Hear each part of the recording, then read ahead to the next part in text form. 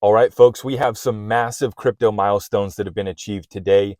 It's Tuesday, July 23rd, 2024, and we got to cover this one for you guys. So today, the Ethereum ETF trading goes live. I think there's 5, 6 that went live today. You guys can correct me in the comments down below. And this is massive for the entire space. Now, a couple points here. I'm also going to talk about BlackRock's Bitcoin ETF surpassing the Invesco QQQ NASDAQ fund in 2024 inflows. So more on that later, multiple milestones to talk about. But first off, let's focus on the ETH ETFs going live. So I'm listening to CNBC this morning. Of course, who do they bring on? Anthony Pump It Up Pompliano, right? Big Bitcoin maxi. And he comes on and he's talking about how this isn't going to be as big as the Bitcoin ETF, which was a historical ETF, probably the best ETF ever launched. And that's true, right? The BTC ETFs have been absolutely massive and they've broken records on their own. And they still are, as I'll get to the second milestone that we just achieved for BlackRock's ETF. Of course, it's BlackRock eating it all up. But what was hilarious about Pompliano talking about it is he said that they dumped all of their Ethereum last year and moved it into Solana. And Solana's outperformed Ethereum, obviously, just in the past year. And so, once again, there's a reason why I call him Anthony Pump It Up Pompliano. He's a big Bitcoin pusher, but then they pushed up and did, give Ethereum a little bit of credit, just enough that they could offload and dump into Solana. And then why has Solana been pumping and going crazy, right? It's not just Pump It Up Pompliano. It's all the other early VC investors. Many of them already hit exits. But once again, it's still being pushed. It's still being primed. And you guys can see. Now, interesting data point that Pomp shared was he talked about the DEX on Solana and how the volumes have actually, been surpassing that of Ethereum. Now, it's funny, this whole conversation, don't dare mention XRP, right? Don't dare mention XRP. And XRP is just kind of waiting off over here on the side. It's this thing we can't talk about. Meanwhile, right, XRP had the first original DEX before Solana. Solana surpassed it in volume and they've been doing billions of dollars. And it's mostly just trading between memes on Solana, right? Now think about what real utility is going to do, right? Solana memes is worth billions of dollars a daily volume. Well, what happens when you start to move real flows of liquidity, billions of dollars between, individual corridors? That's where we're heading. And so, I just got a kick out of Pompliano, kind of low-key dissing on Ethereum, saying it's not going to be as impactful. And I'm of the same belief, right? Bitcoin pumped up 100% before the Bitcoin spot trading began and went live on January 11th. It went from, 15,000 and it pushed all the way up to over 30,000. And really, when the Bitcoin ETFs first originally were getting talked about, and the first initial process began, then it started pumping from there, and it went from about the 25 range up to 50. On the day of January 11th, when the Bitcoin spot trading went live, Bitcoin was at 49,000, and then it proceeded to dump off 20% from there. So that's why I've been warning about this bull trap rally that we're currently in, also fueled by Trump going to the Bitcoin conference. And so the gains for Bitcoin leading up to the ETF approval and go live trading was significant, about 100% plus. And for Ethereum, it really has only been about 40%. If you measure off the lows of May to kind of the pump that occurred on the news that ETH ETFs were going to be approved, we pumped up about 40%. So for Bitcoin, it was a 100% pump. And then for Ethereum, it's been a 40% pump. But that's the run up before the trading goes live. Now the trading's gone live here today. And let me get a quick updated tally on where the markets were at. They had come back below 66,000. Yeah, they've fallen off. 65,800 for Bitcoin, and for Ethereum, it's down to 3,400. Now, in the middle of the night, Ethereum went up to 3,500. So it did get a little bit of a temporary bump, but now it's selling off here, and the broader market's already selling off. And as I said, the market was going to be falling off by the time Donald Trump took the stage in the Bitcoin conference. That was my take. Bull trap, Trump bump leading up to the Bitcoin conference. Watch out. That was the warning that I've been putting out. We haven't even made it to the conference. The ETH ETF trading goes live here today, and the market's already fallen off.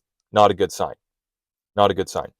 Now, remember what happened, though. Bitcoin went back, retraced to 38,000, and then it pumped 74,000 before the Bitcoin halving, something that's never been done before, completely unprecedented for Bitcoin. And that was a tremendous gain, right? I mean, basically doubling once again. So is there an opportunity to buy the correction on Ethereum and then ride it back up now that the ETFs have gone live? All the money doesn't pour in on day one. But as we catch up, and this is the second milestone that I wanted to cover here with you guys, BlackRock Bitcoin ETF surpasses Invesco QQQ NASDAQ fund in 2024 inflows. Now, the Invesco QQQ, very popular fund, and it tracks the NASDAQ 100 index, which comprises the 100 largest non-financial companies listed on the NASDAQ stock exchange based on market cap. IBIT is now fourth in terms of ETO inflows this year, with Fidelity's spot Bitcoin ETF in 8th place. But what just happened is this BlackRock ETF, the IBIT, surpassed the QQQ. So right here we have it. The IBIT has attracted 18.9 million and 18,900 million, which is 18.9 billion. I don't know why they don't just say 18.9 billion. But anyways, the QQQ is at 18.8 billion. So we've had almost 19 billion of inflows to both of these funds, but BlackRock's IBIT has now surpassed that of the QQQ. This is despite the IBIT's total assets of 21.9 billion. So they're just shy of 22 billion total assets, while the QQQ has 287 billion of total assets. But what does this mean, right? What's the point? It means that investors want exposure to crypto. They want exposure to crypto. And I was listening to somebody else on CNBC this morning, and they're talking about how Bitcoin and Ethereum are really the only ones that justify the ETFs and can provide the liquidity and the trading to, suffice and substantiate actually bringing about an ETF. Okay, well, that's the case for now. That's the story that they're pitching. That's not going to be the case forever. Once again, we just watched how XRP surpassed Solana volume last week without any memes, without crazy hype, right? Just based off of people wanting to trade the asset, it surpassed Solana's volume. Now, we have the DEX. We finally got the AMM. We're getting a bunch of other utilities cooking. I'll share that in another video that I'm going to be dropping. That's a whiteboard session giving you 6 reasons why XRP will pump. Make sure you guys subscribe, hit that notification bell so you don't miss that one. But here's the deal.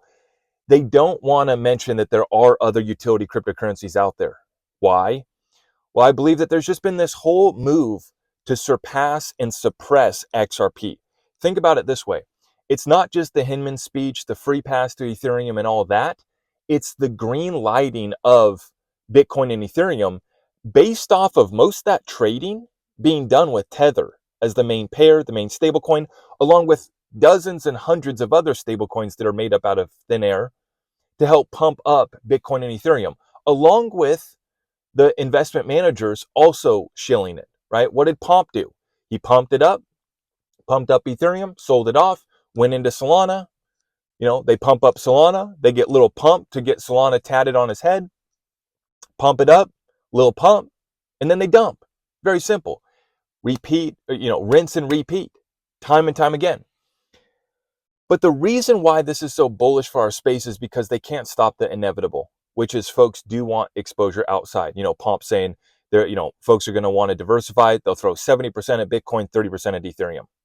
Well, from what we know, what we see is that folks do get started with Bitcoin, then they do look at Ethereum, but you can't stop them from looking at the rest of the space. And the fundamentals on some of these other cryptocurrencies like XRP, that's my focus. There are some others, but you can't deny the fundamentals. You can't deny the partnerships, the growth, the adoption, the utilities on the layer 1 protocol level. You want to talk about DEXs? We got it. Our DEX doesn't go down like Solana. And our networks aren't as rife with fraud like Ethereum and Solana either. Side point. Once again, massive milestones being achieved for crypto. BlackRock in the Wall Street boys and girls coming to eat your, they're coming to take your lunch. That's this game. This game is cutthroat. It is ruthless. And they talk it down. It's a pet rock. It's nothing. And then they launch their funds. And this is what's, happening on CNBC today, is now everybody wants to get into crypto. Bitcoin and Ethereum, they're the standards, for smart contracts and dApps, and they don't even know what's being built on Ethereum, but it sounds good. I'm literally listening to the CNBC talking head shills, and they bring in these, fund managers. They literally probably couldn't name one app on Ethereum. I would love to hear them name one app. Name one app. They can't, but it sounds good. Oh, this is, a way to, bring innovation to our markets. Well, absolutely, but you only want it if it's innovation you control. That's what we're up against. And remember, they talk their book. Remember what Pomp said back in the day about XRP. I forget the direct quote, but it was something about just wait till they find out about Ripple's XRP or something like that, right? This is back in 2017. And this is the dirty little secret, is that they all got some XRP. They all have interest in XRP. But what are they pumping up right now? Solana. What are they going to move on to next? Dogecoin. Who knows, right? I mean, they can't stop the inevitable, though. That's what we're preparing for. We're getting all of our ducks in a row, and we'll let these guys make their move eventually. It's undeniable. Despite everything that they've thrown at us, despite all the ETF inflows, now Ethereum gets approved. One final point I want to make. I want to see these disclosures. I'm going to be looking this up when I get back into the office. I want to see the disclosures from these investment funds. What is Ethereum? Is it a security? Is it a commodity? You got to provide disclosure. What is it? Because you can't give, you can give opinions that have been shared by Hinman, and the SEC won't give you a yes or no answer. You could cite the CFTC. You could cite some case laws. What do you provide in a disclosure when the SEC chair himself, Gary Gensler, can't say, is Ethereum a security, yes or no? Simple question, yes or no, can't say it. How do you provide a proper, fair, open disclosure like Gary Gensler wants you to? Their whole gig is getting exposed, and like I said, they can't stop the inevitable. XRP is ready. Our time is coming. This case can end at any other time. And like I said, check out this next whiteboard video I'm dropping. 6 catalysts for XRP that will lead to XRP price going up. Make sure you guys subscribe, hit that notification bell if you appreciate our updates. Hit that thumbs up for us. Everything is at zachrector.com. God bless you all.